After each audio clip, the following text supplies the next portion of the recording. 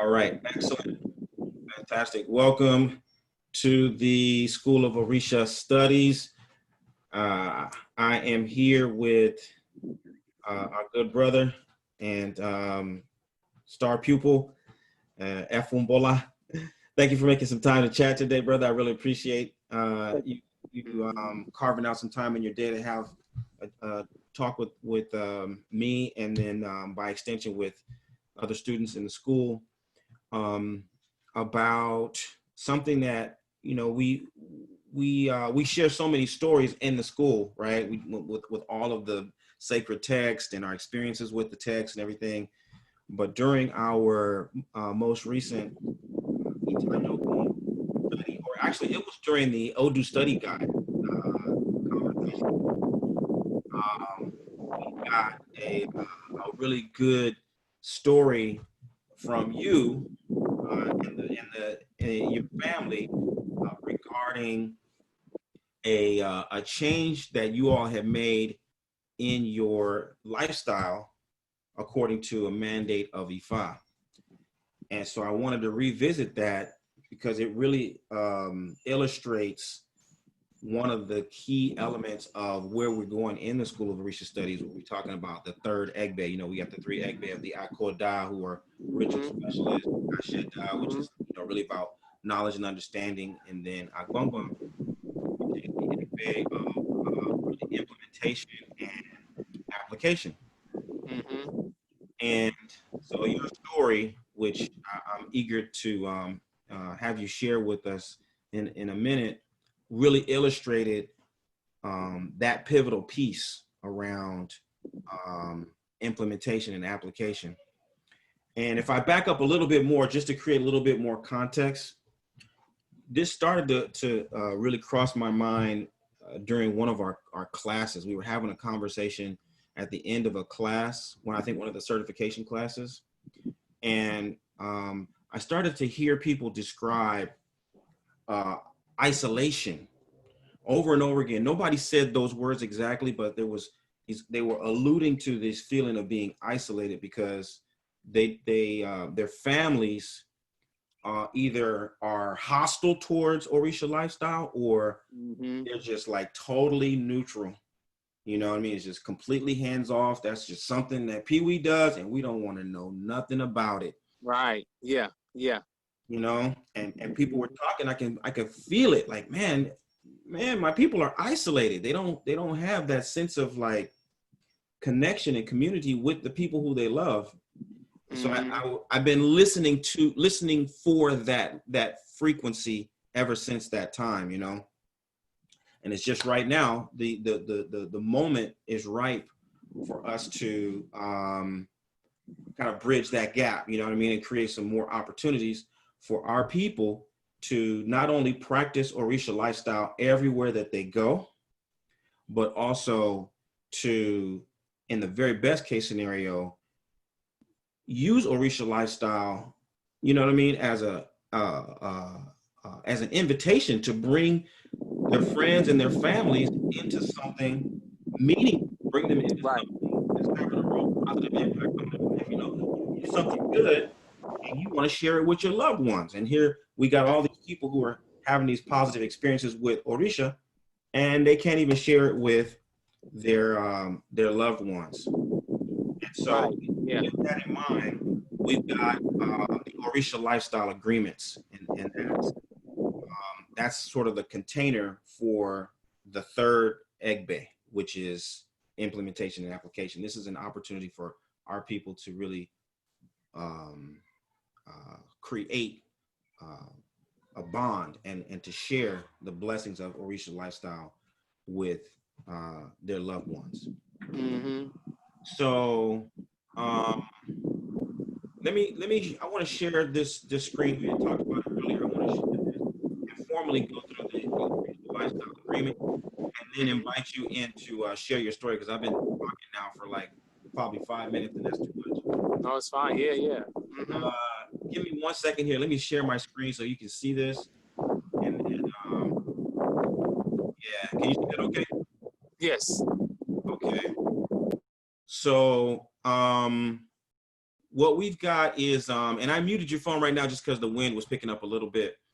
But what we have here is the official outlay of Orisa Lifestyle Agreements. And Orisa Lifestyle Agreements, as we can see here, is a movement that creates opportunities for you to live the medicine by choosing small actions that have a big impact on you, your wallet, and your local environment. Whereas Orisa religion represents the vision of Yoruba spirituality, OLA16 or Orisa Lifestyle Agreements is Yoruba spirituality in action. Because knowledge is potential, but action is power.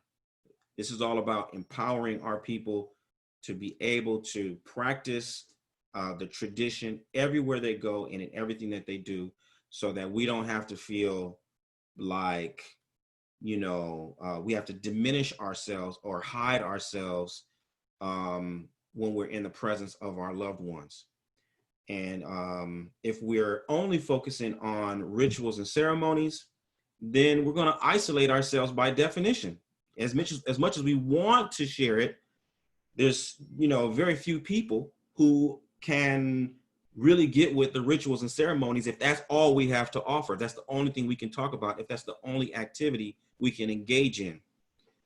And so I was really excited, like I said, about what you had shared about your experience with a lifestyle change that Ifa had mandated for all of us, but you all implemented it sort of more universally. And I wanted to invite you to share that story with us, and then we can unpack it and kind of look at it as it pertains to the Orisa Lifestyle Agreements. So with that said, let me unshare the screen and come back to you. And let me get you to, I'm gonna unmute your phone, or can you unmute yourself and then share with us your story, what happened? Can you see me clearly? I feel like trying to readjust and be in a place outside where the wind is not, direct. So I went ahead and relocated. So okay, no, this is perfect. Lighting is good and the sound is perfect. Okay, perfect. But I'm sorry. So the question, well, you just want me to basically speak to us to how all of this unfolded. Yeah, what happened? What was the start? The context of I mean, I know we had we saw Ireti Okunran, and Ifa said, was it Ireti Okunran? I think it was Ogbe Hunle. Ogbe Unle. Oh, right. Ogbe Unle. This is before Ireti Okunran. Ogbe Unle says not only should you stay home, but you should eat at home. You should not eat. You should not eat out. At the height of the coronavirus, so that was our context, right? First, if I said stay home, and which is keeping with the quarantine, don't eat in restaurants. Make sure you prepare your own food, which was also health driven. And so we were making that decision because of what Ifa said. It matched what the law of the land was at the time. But for you all, what happened? Well, before we received Ogbe Hunle during that Itado Gun, which was around the end of March. So it's been like two months in, over 2 months now, And I mean, prior to that, and I remember this clear as day, we were walking with the children. We take them for walks. Just talking about it right now make me want to take them for a walk now, but they're not here right now. But when they do get here, we're going to go for a walk. Nice. But Ellison, she said, hey, the latest Itado Gun just came in. I said, okay. And she just said, we're not supposed to eat or something. It was something. I was like, it should be, she said it's so, so direct. And we hadn't quite gathered the context around the fasting and all of that. So once we did that, we followed suit. But to kind of give a backdrop to that, how we were doing prior to Ogbe Hunle, our diets, I would say we were eating, pretty good. And we were already doing like a lot of cooking in the house, but it was also coupled with it was also coupled with, some eating out.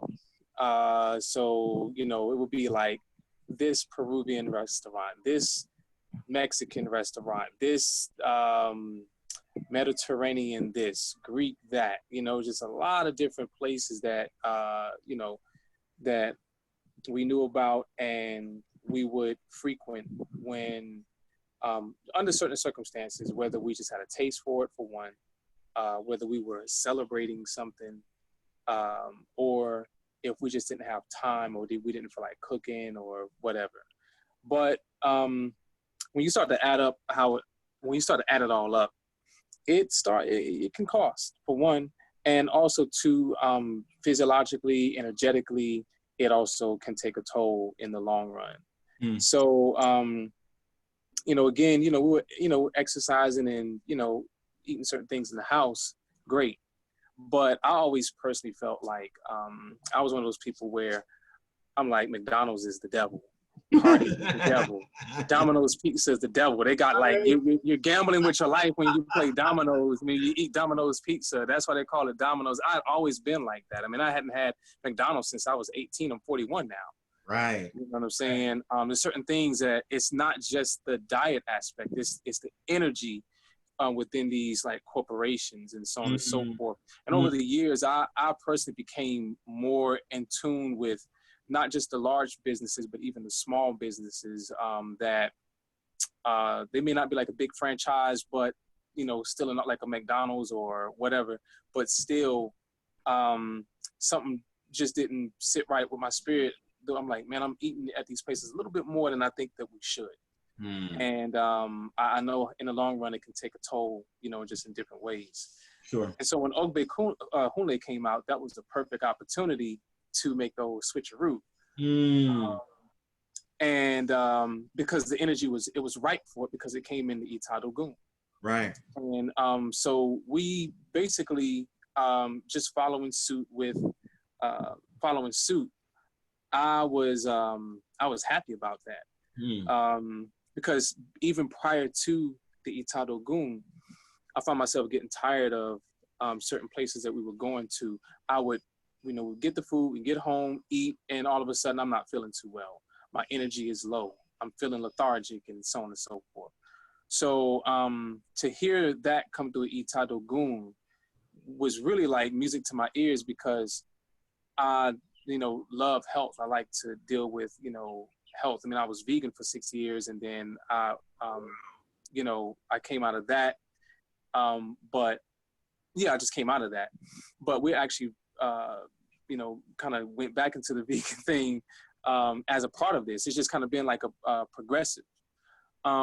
So we went through the Itadogun, and when we came out of it, that 16 days of just not eating anything except for what we made in the house, right, that we didn't want to stop that.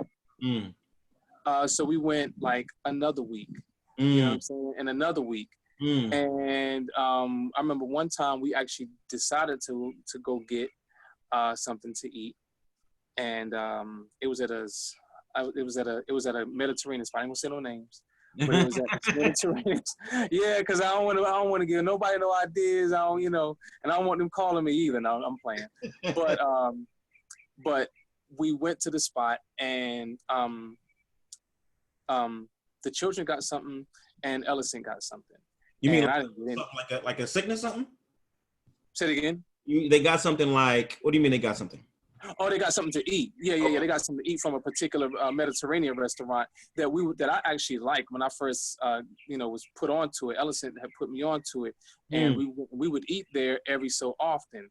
Okay. And they had like just the lamb and the this and that with the pasta and so on and so forth, and stuff that I just really don't even eat like that. Like I rarely eat stuff like that. And so when I found myself kind of getting more into the habit, I was like, this is not a good habit to be picking up. So when we came out of the 16-day cycle, that's when, you know, that just cleared the air for us to help us to reboot. We went to go to that same spot to eat again, and the next day Ellison wasn't feeling so well. Okay. You know, the children, they kind of picked through the food. They didn't really seem like they were the happiest to get it, and it was just like, but Ellison personally, she didn't feel well. So, you know, the first thing that I asked was, does it, you know, could it be something having to do with the food? And so we zoomed in on it, and it was the food. And so from that point, I was like, okay, we're not eating at this spot anymore. And every time the idea would come up about us possibly getting something to eat, I'm like, I'm not eating nowhere. I was like, I ain't doing that. I'm just, because I'm already in this mode, and I'm keeping that Ogbe Hunle. I'm really just letting the residue of that continue to work. I'm working it. And sure enough, 1 week by, another week after week after week, and 2 months in, and we're about to be, you know, soon enough, 2.5 months in, we've only been to 3 places. Wow. And 2 of those places was a vegan spot. Wow, right. Where we had, you know, salad bowls with all of the greens and the quinoa and the black beans and the olives and so on and so forth. And it's one of those places where they really strive to be clean. So my whole thing was, 1, I would prefer to support a Black-owned business as far as a restaurant. Right. But 2, the ideal would be like a very clean, very health-conscious Black-owned restaurant. Because I know, you know, some places, I don't care how Black you are, we ain't going. You can forget it. You know what I'm saying? But the restaurant we went to wasn't a Black-owned restaurant, but there was a certain level of integrity that was present, that we were just out and about, and we were doing some other stuff, getting the children bikes, and that's what we said, we happened to come across a place. So that's what allowed us to like really get something to eat. But it wasn't something like, oh, we want something to eat, we need to go out. We only did it because of that reason, and we were led to that spot, and it was very refreshing. It was very good. It's what we would make at home. Got it. So let me ask you this: when you think about that process, I'm hearing a couple things. One, I'm hearing your values. Like you had some values coming into the Itadogun around food and health. And then when the Itadogun hit, and the message was like, "Hey, don't eat out," it resonated with a value you have, and then you implemented it, and it was so effective, you guys extended it. And so I wonder, when you think about how that whole process has affected you as a unit, as a family, what's the difference between, let's say, eating out? You know, you got the variety of different, you know, Peruvian, you know, Mediterranean, whatever. Thai. You got that, and that's cool for children. You know, they diversify their palate and all that. But then you also get something from cooking at home. And so I'm wondering, what differences have you seen? What's the difference between cooking and eating at home and going out and eating together? How has it impacted you guys as a family? Well, you know, physically, you definitely know what's going in your food, for one. Okay.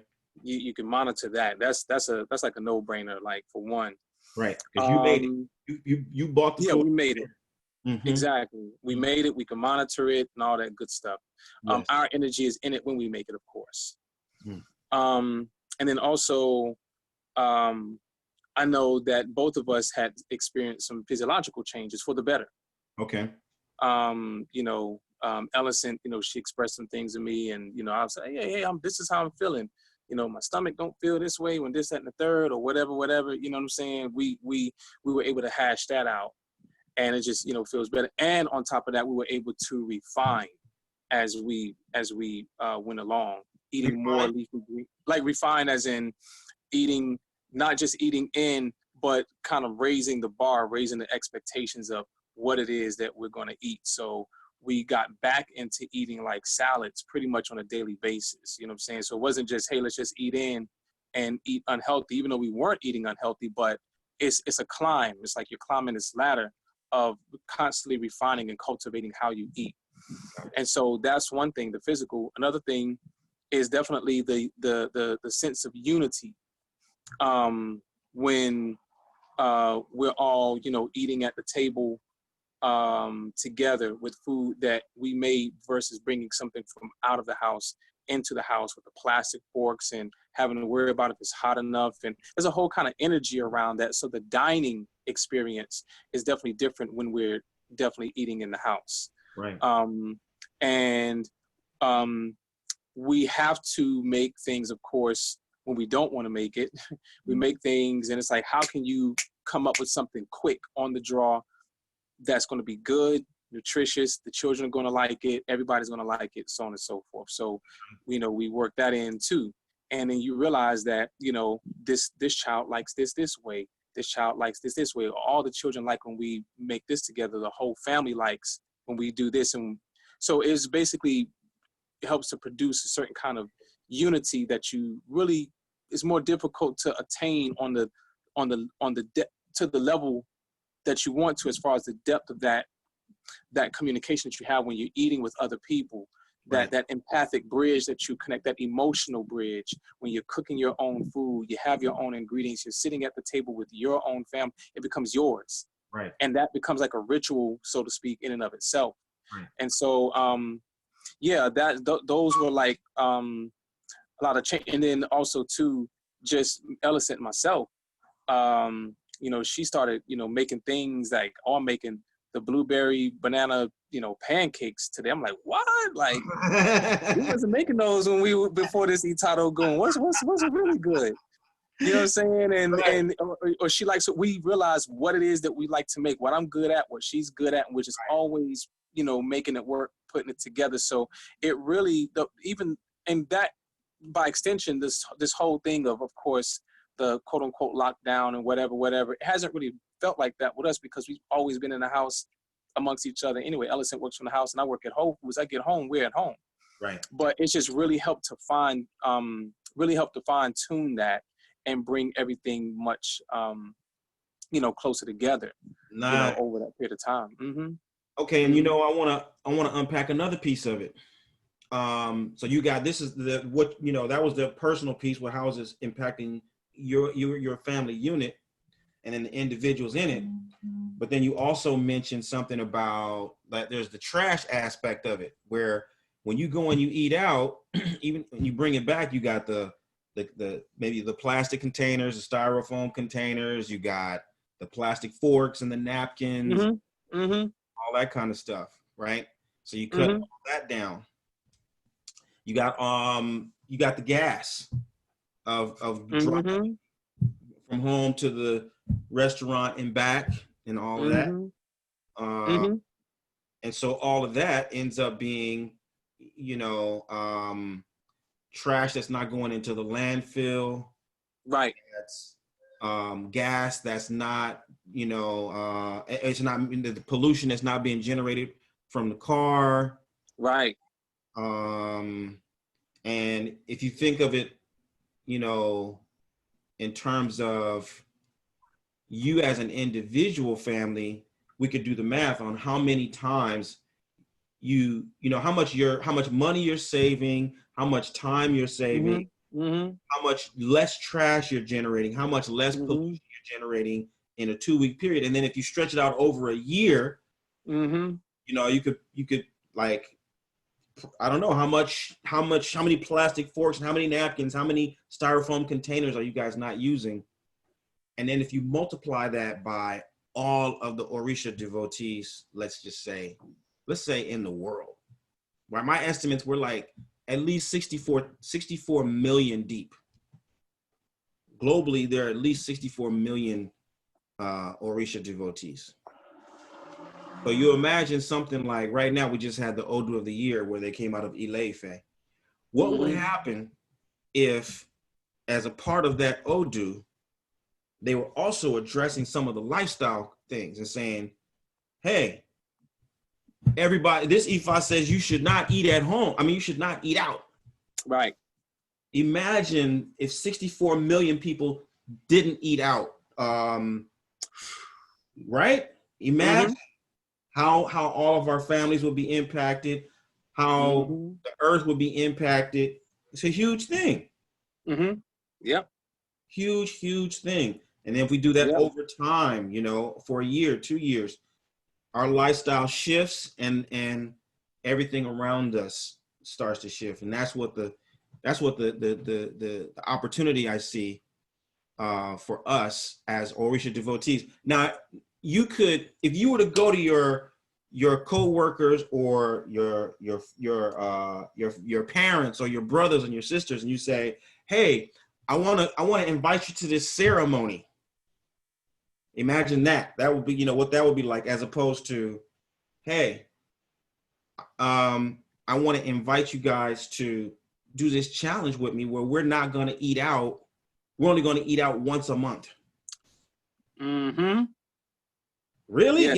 This is part of my spiritual tradition, but it's something that we can all do together. My brothers, my sisters, my parents, my co-workers.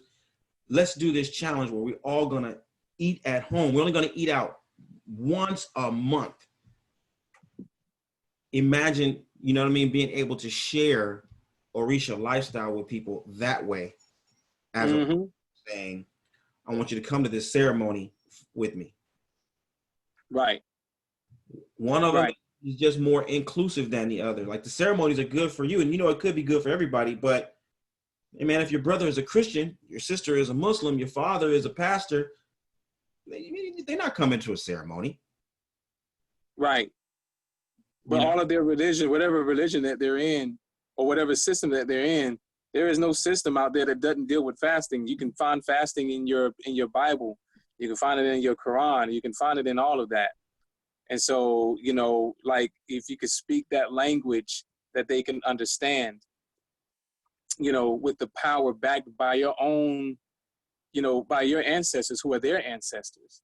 Yes. Then it becomes this thing where it's like, they may not be able to put a finger on it, but it's like, it's something about that child of mine. It's something about my brother, something about my sister. You know, I know they're in this thing, but it's like, it's bringing something out of them that's allowing them to, like, I think sometimes what happens is that people, the family members who are not within the tradition, one of the reasons why sometimes they don't want to know anything about it is because they feel like there's a disconnection, you know, already, like, oh, he done went off and did his thing and he ain't even connected with us no more. Right. So, but if you find a way to connect, then they'll see, oh, whatever it is he's doing within this tradition that he's practicing, we don't know much about it, but we know whatever it is, he's coming back and he's bringing back blessings. Yeah, you know, he's bringing back gifts, you know, and he's not just ostracizing us, and we don't want to ostracize him, you know, and there is that opportunity for that. So yeah, I totally agree with that. That makes perfect sense. Yes. I say that is it in like perfectly stated. So I mean, really, that's really the story that we want to tell, and I thank you for making some time, Brother Efunbola, to share your story with us. And I want to do one more thing, if you just would allow me maybe 5 more minutes. Yeah. All right. So I want to share this screen again.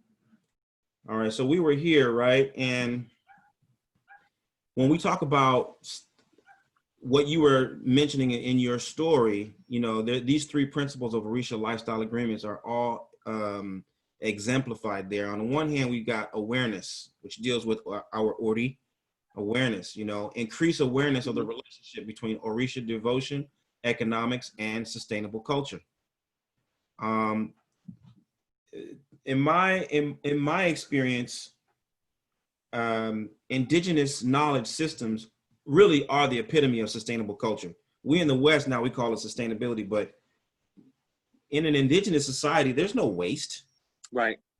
They don't have no waste. Everything is natural. You don't have to specify whether the food is, like you were mentioning, energetically correct.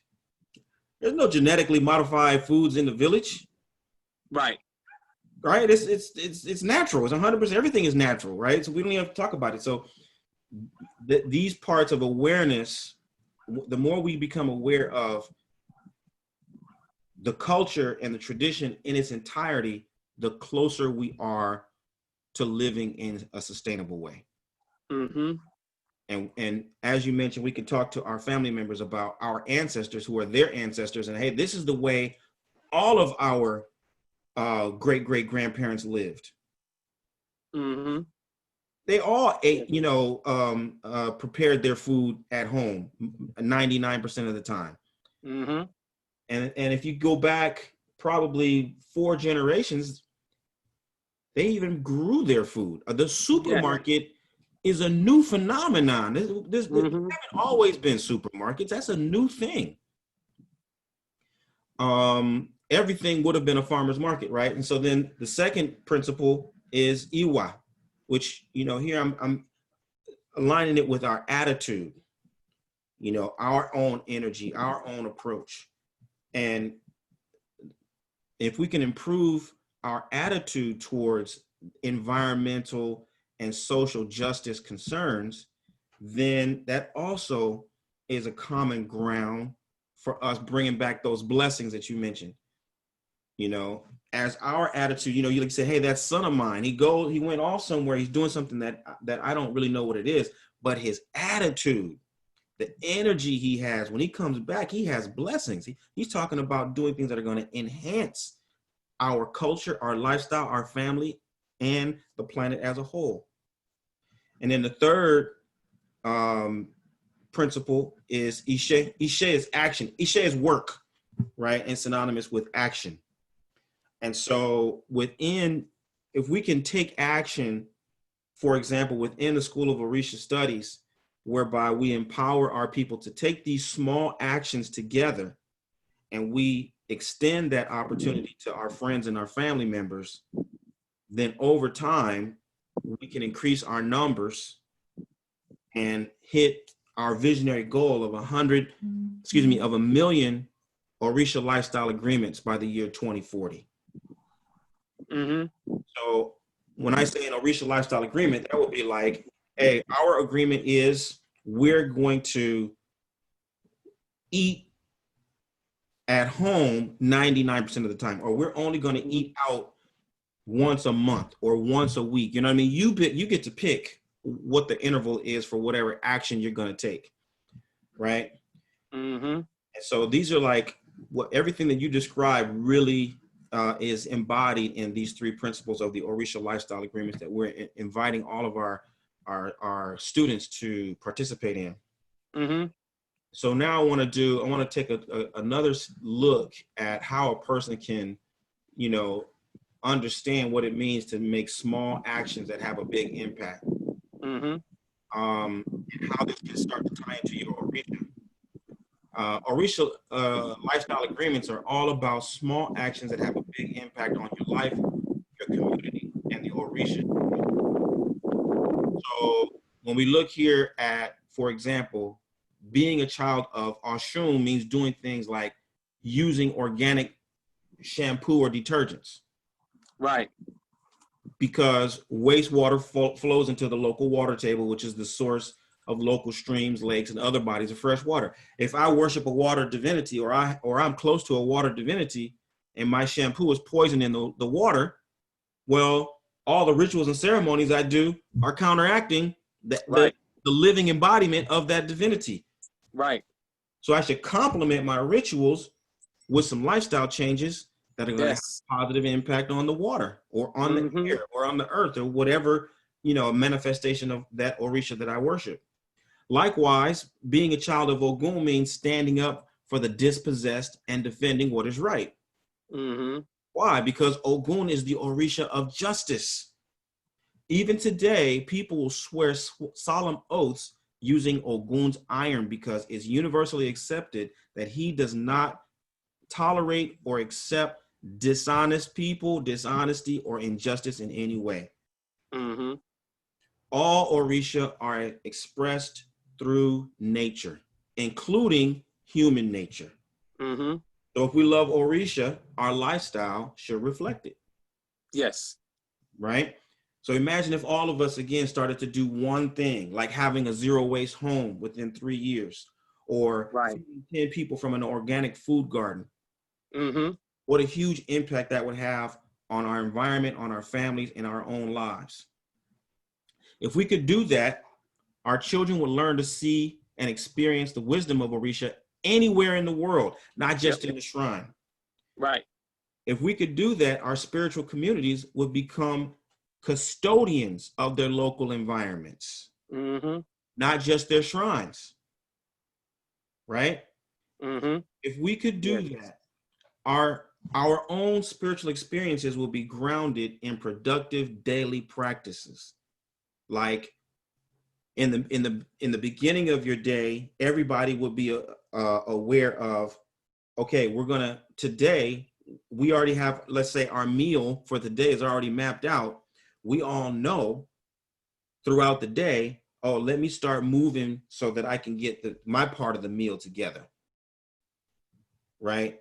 Or I know that today Ellison's on, she's going to make this meal, so I'm going to do my part on this other side of the equation, getting the children ready, getting the environment ready, the kitchen ready, you know what I mean? So that That's exactly how we do. Mm-hmm. That's how you do it. Yep. You complement one another because you know that this is something that's valuable to you, and it requires everybody's, effort to make it work. And little by little, it totally reshapes your reality. Yes. So what I want to do is I want to jump forward right here, and I want to look at this nice little tool right here, the triple P. And the P's are for people, profit, and planet. And ideally, we want to choose agreements that fall right here in the middle. That's going to be good for people. It's going to be good for profit. It's going to be good for the planet.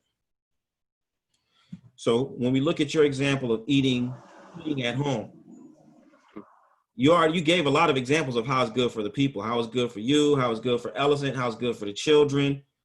You guys working together and doing things together, and learning each other's preferences and stuff like that. We didn't talk too much about the profit. Do you feel like you guys spent more money when you ate out, or you spent more money when you eat, or you know what I mean? How does eating at home impact your finances? Yeah, I actually wanted to touch on that. That's a very key part right there. We definitely spent more in the sense that we always had to get groceries. You're always going to buy groceries whether you're eating out or not. But let's say if what you're getting for an entire household can run up to $50.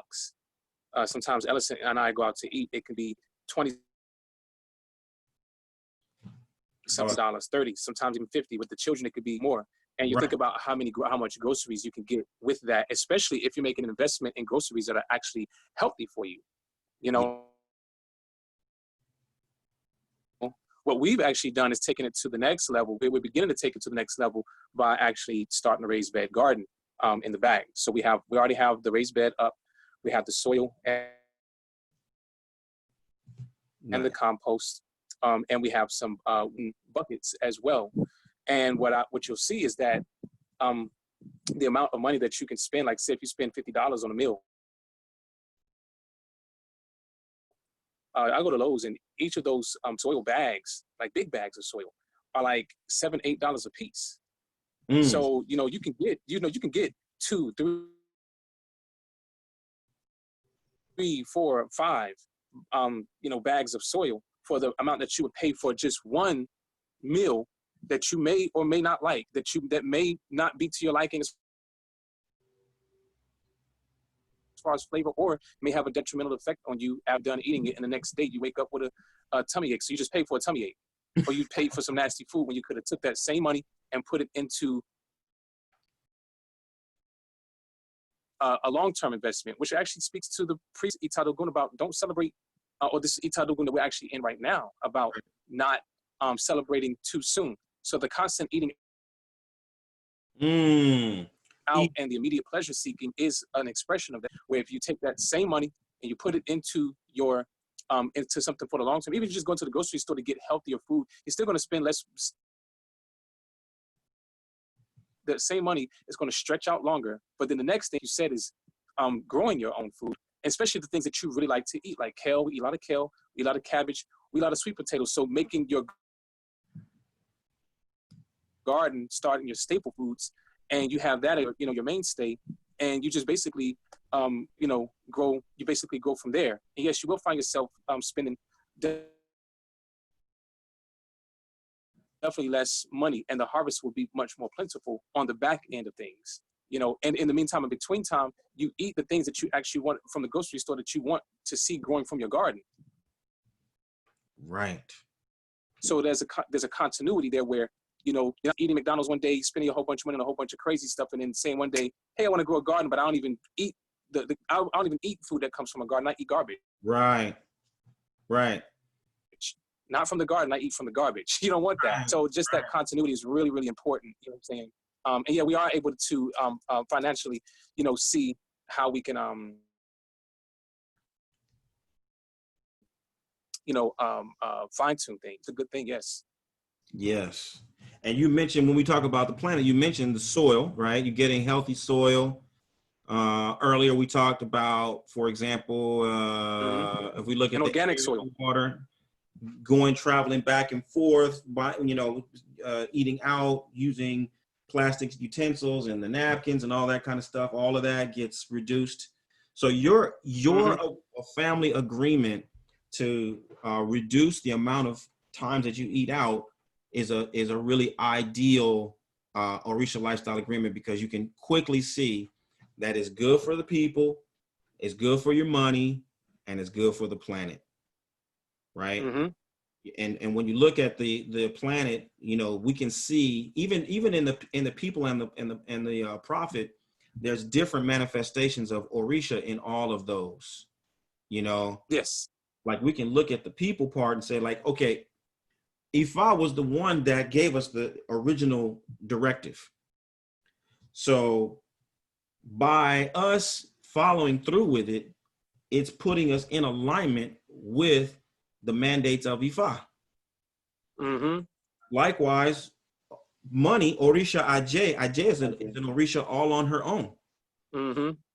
Likewise, the earth, if we talk about not putting the trash in the landfill, that's Ile, that's the earth, you know, which is one of the greatest Orisha that we venerate. Not to mention all of the other pieces that will go into it with the air quality and the water quality and things like that. So we can find the presence of Orisha veneration all throughout that single decision that your family has made. And so the conversation can become so much bigger when we apply this kind of a tool to our decision-making process. Absolutely. And it allows the children and you to really have a clear understanding of how every decision that we make can be a spiritually grounded and impactful decision now and over time. Mm-hmm. So the last thing I want to do is, you know, so this is the triple bottom line, represents what I call the first measure. And then this is the second measure. And I know I said I only wanted 5 more minutes of your day, but this is probably like 10 minutes, so I apologize. It's all good, Baba. The second measure is what, you know, we call SMART. And a lot of people use SMART in different ways just because it's easy to remember. But in this case, we're talking about the acronym for S. A way for you to know your Orisa lifestyle agreement is real solid is that it sustains the planet. You leave no trace. There's no waste. It's not harmful to the water, the air, the animals. It makes you happy, right? It's inspirational, it's energizing, right? It's good to spend that quality time with the family. You guys are doing this thing together. So that's makes you happy. A, it affects the community. Okay. Mm-hmm. R, it's regular and continuous. You could do it weekly, you could do it daily, you could do it monthly, however, and it takes visible action. You're leading by example. People can see you doing one thing or another. Like when you say you go out to the point of setting up the raised beds and gardening and doing all these things, it's or your family entertains other families, we're going to have a little dinner party. No, we're not going to go over to Benihana. We're going to do our whole thing here at the house. You guys come over and we're going to cook together. Yep. Next time That's we're right. going to go to your house. You know, your family can cook next time, and then my family will cook another time, and her family will cook another time. And so that's how it takes visible action. So then the last piece is, if maybe I'd invite you guys to even do this, to share your agreement. Just, plug in your name and your email, and then say what your Orisa lifestyle agreement is. And then it'll go into the date book forever and ever. And then likewise here there's a space where you can share it online. It pretty much will show up on your Facebook, not on anywhere else. We just say, hey, this is my Orisa lifestyle agreement. So that being said, let me see. I'm gonna come out here, and all this is at this is our link, OLA16.Weebly.com, and that will take you there. So, Brother Efunbola, thank you for making time again. I've thanked you a lot of times, and I appreciate it, because I know you're doing something else today, and you bent your schedule to share your story with us. I really appreciate it. We're cooking and exercising, and Okay, what do you guys? We're gonna be cooking. I got, I came from the store, and I bought red cabbage, green cabbage, kale, spinach, ginger, onion. Some are just basically vegetables that some of it's gonna go to a salad. Other portions are gonna go to maybe a sauteed or whatever. Maybe do some broccoli, some black beans, quinoa. I season it up nice and good with the cumin and the coriander, other good stuff. But yeah, that's pretty much it. And probably just spend time out in nature, out in the sun. We get a lot of sunlight. We make sure the children get a lot of sunlight. And pretty much ready, like you said, we ready ourselves for the next day. We prep our breakfast, at night, and all of that good stuff, so it's going to be pretty much that. So yeah, I'm looking forward to it. I'm glad that we got to sit down and do this, because again, Itado Goon, that particular Itado Goon, I told Ellison, I said, wow, if I even addresses matters pertaining to health, because I never really, just in my years of being exposed to this tradition, that's one of the things that I've never really heard be zoomed on. So I'm like, man, I didn't hear people talking about it, but Ifa had to say it directly, yeah, your health actually matters.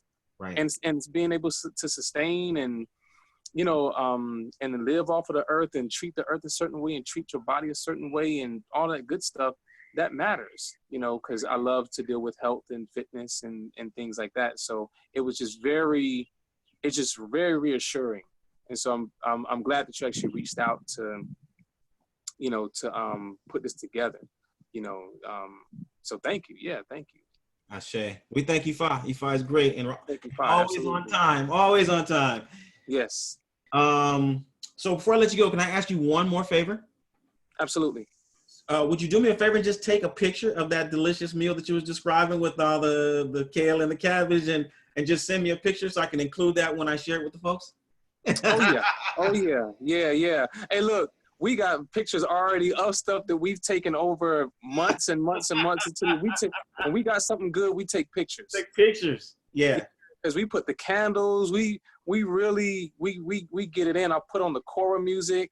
Yeah. Or something from the, burn an incense, like some rose or some whatever. And we sit down at the dim lit. We give the children, sometimes they even get a candlelight where everything's just, or at least everything is just dim and calm, and we eat. But sometimes we take them pictures though. We're going to do that. Nice. Set the whole stage. Every bit counts. Every bit counts. Okay, brother, I'm not going to take any more of your time. Please give my regards to the family, and I'll talk to you all in the next couple of days. Thank you, Baba. Appreciate it. Thank you so much for your time. Absolutely. All right. Odabo. Odabo.